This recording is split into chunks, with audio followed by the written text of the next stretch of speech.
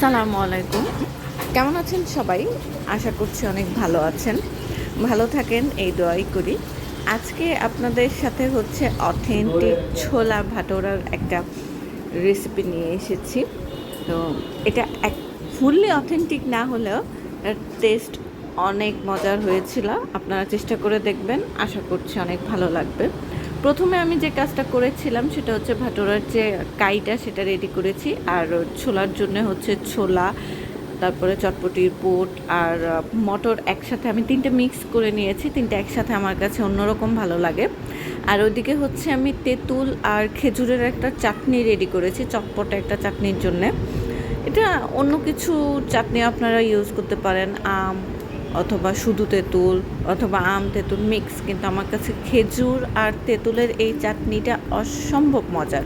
এটা খালিও মজা হয়, পরোটা দিয়ে খাইতেও মজা, দই পরোটার সাথে এটা অ্যাড করে খাইতেও অনেক মজার।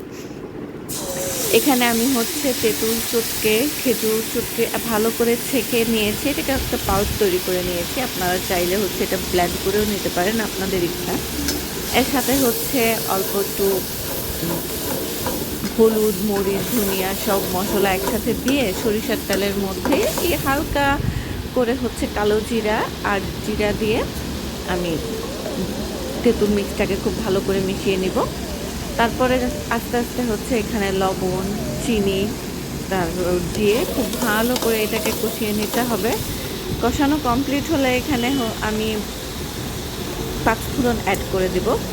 চিনিটা দেওয়ার পরে এটা থেকে ভালো করে একটু পানি ছাড়বে। পানিটা টানিয়ে নেওয়ার পরেই হচ্ছে আপনার পাঁচফোড়ন অ্যাড করতে হবে।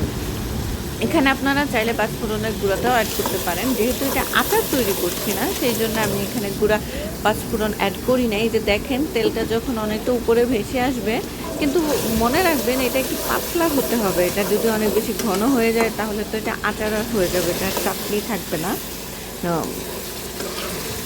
ছোলা ছোলা পরোটা তারপরে লুচি এগুলোর সাথে খাওয়ার জন্যে এই পাতলা চাটনিটাই হচ্ছে অ্যাপ্রোপ্রিয়েট। এখন আপনি আপনার টেস্ট বাড অনুযায়ী এটা লবণ চিনি সব কিছু ঠিক আছে কিনা চেক করে উঠিয়ে নেবেন। দেখলেই মনে হচ্ছে যে অনেক মজার, আসলেই মজার ছিল। এখন তেলের মধ্যে হচ্ছে আমি জিরা দিয়ে দিয়েছি। দেন ছোট ছোট কিউব করে কাটা আলু আমি প্রথমে ভেজে উঠিয়ে রাখবো। আমার কাছে কেন জানি না আলুটা ভেজে উঠিয়ে সবার শেষে দেওয়া বেশি ভালো মনে হয়, তাহলে আলুটা গলে যায় না অথবা আলু হচ্ছে মশলা সব ভিতরে টেনে নেয় না। আমি প্রথমে আলুটাকে সুন্দর করে ভেজে হালকা লবণ দিয়েছি। অবশ্যই কেউ চাইলে হালকা হলুদ দিয়ে নিতে পারেন, এটা ইচ্ছা।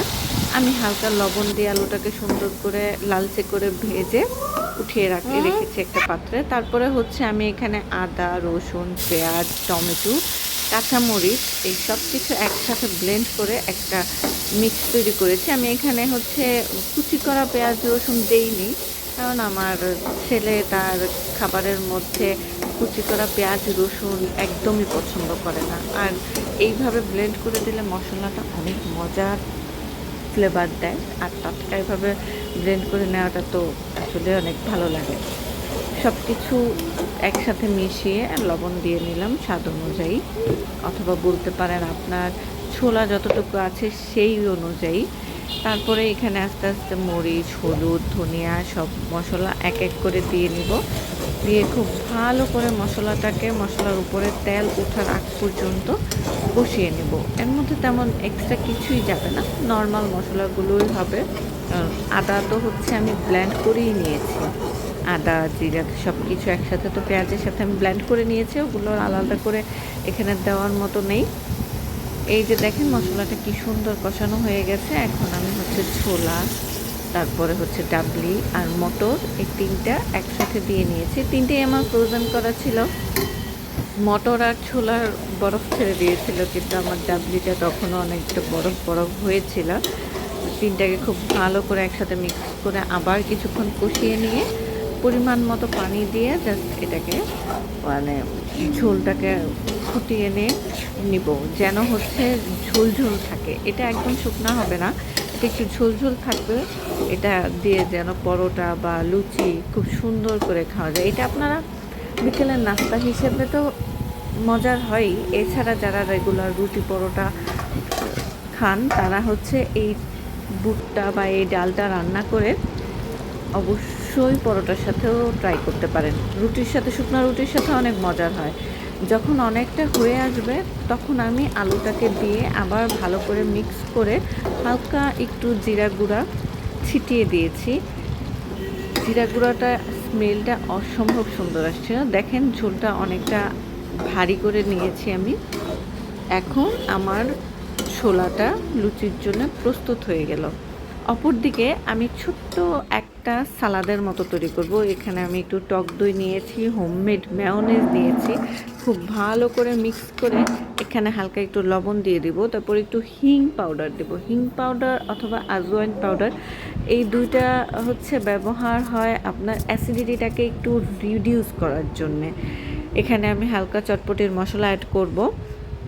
তারপর ভালো করে মিক্স করে এখানে হচ্ছে কুচি করা পেঁয়াজ আর মরিচ দেবো। আমি পেঁয়াজটাকে একটু মোটা করে কেটেছি, কারণ আমার কাছে পেঁয়াজটা লুচির সাথে যখন কামড় পড়বে তখন ওইটা ভালো লাগে, সেই জন্য দিয়েছি। এটা যার যার ইচ্ছে মতো।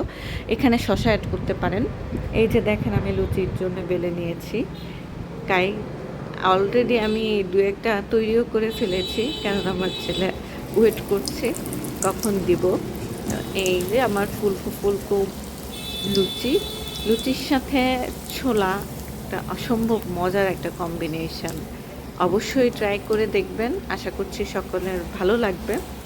সবাই ভালো থাকবেন, সুস্থ থাকবেন, দোয়া করবেন সবাই সবার জন্যে। আল্লাহ পাক যেন সবাইকে ভালো রাখে, সুস্থ রাখে। আজকের মতো এই পর্যন্তই।